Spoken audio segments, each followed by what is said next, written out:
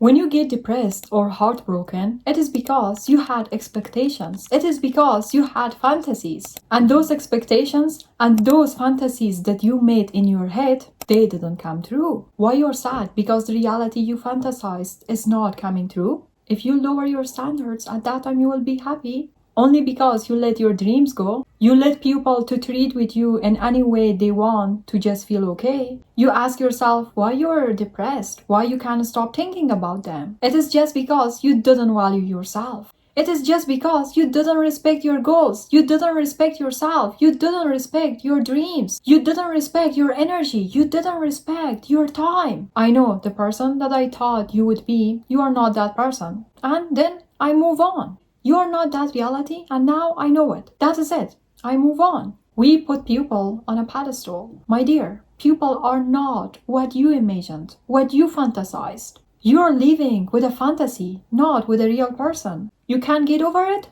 because you didn't want to be aware of who really they were. Awareness solves everything. Live with awareness, not with a fantasy. When you fantasize, when you create an imaginary reality, when in reality that is not reality, then at that time, yes, my dear, you need to feel depressed. You need to feel you cannot get over it. You cannot move on. Think of it like this. You're sick every day, coughing, sneezing, but you didn't know what's wrong with you. Nobody finds what is wrong with you until you realize you have allergic with the perfume that you are wearing. And now you know it.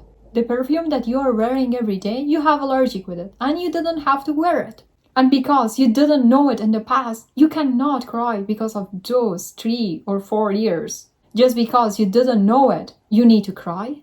You know you already suffered all of these 3 years or 4 years. Now you want to suffer more? You have awareness now. And with awareness, you can manage it. You can stop using what hurts you. You can close the windows, doors that they are hurting you. And yes, now you can choose differently. You are torturing yourself with the thoughts that it might not even be true. You lost a friend? Then it's okay. They weren't meant to stay. You lost a relationship? Okay, they weren't the one. Stop making it bigger than it is. Stop creating these huge dramatic stories, what it all means. Sometimes things just end. Sometimes people just leave. And that is it. It doesn't mean you have failed. It just means that the chapter is over. And the only person you are hurting by overthinking is yourself. If you lose yourself, you lose everything. If you lose your mind over this, then at that time you lose everything. So don't give anyone this power. If someone tells you that they didn't love you, if someone walks away, if someone chooses to be not in your life, it should only make you to understand one thing. They didn't have the ability to love you right now.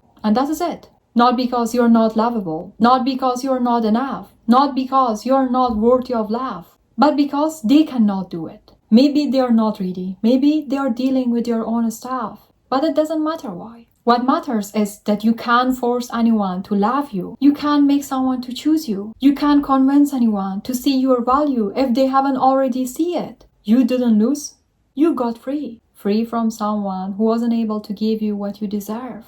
You're not heartbroken over who they are. You're heartbroken over who you needed them to be. That is the difference. One is loose. The other one is awakening from a dream that you convinced yourself that was real. You know, you fall in love with potential, with the edited version. You wrote a story and then cast them as the lead. And now nothing is wrong with you. You're just mourning a character you created, not a human who actually showed up. Just a fantasy that you made it in your mind. My dear, let me remind you, the version of them that you are crying over only lived in your imagination. The real them, the one who showed up inconsistently, the one who made you question your worth, the one who disrespected you, the one who gave you just enough to keep you hoping, but never enough to make you secure. That is who actually they are. And you are choosing a fantasy over that reality. Because of what? Because reality requires you to let go. You placed them on a pedestal so high,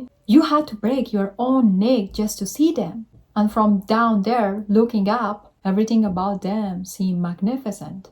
But pedestals are lonely places. And the people you put on them, they didn't ask to be there. They're just living their lives.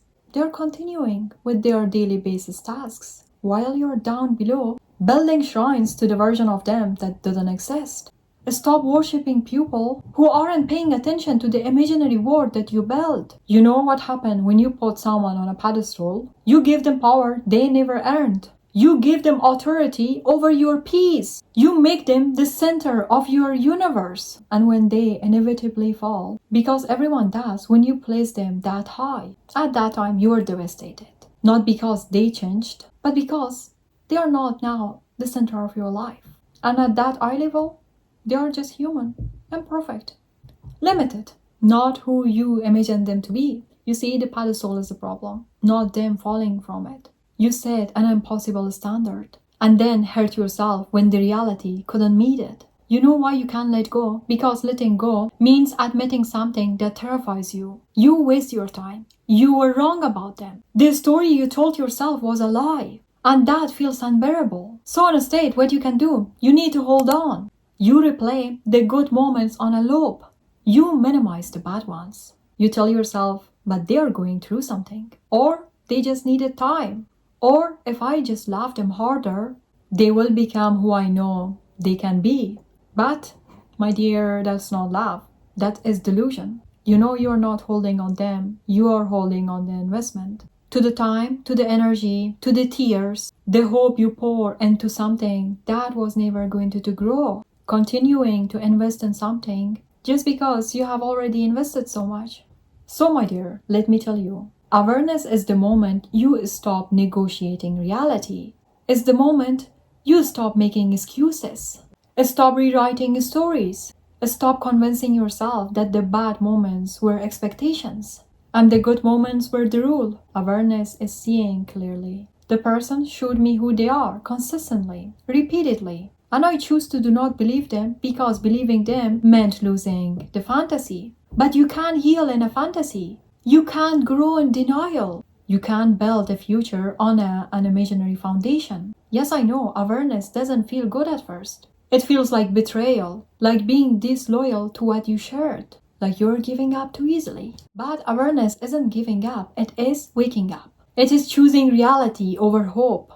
It is choosing self-respect over the desperate need to make it work out. Once you truly see, you can unsee it. You can't go back to pretending. You can't go back to the illusion. You can't re-enter a dream. Once you know it, it was never real. Whatever you engage with, you give energy to. When you keep thinking about them, you're giving them energy. When you keep checking their social media, you're giving them energy. When you keep replaying what happened, you are giving them energy. So now you have a choice. You can't stay stuck in a loop, replaying what you could have been, wondering what you did wrong, convincing yourself if you just had been different, better, more patient, more understanding. At that time, they would have chosen you. Or you can accept the truth. It was never about you not being enough. It was about them not being right. Not right for you, not right for the other seasons, not capable of meeting you where you are. And that is not judgment, it is a fact. Understand it, it is a fact. Some people aren't ready, some people aren't willing, some people will never be what you want them to be. Not because you are asking for too much, but simply because they didn't have to give it.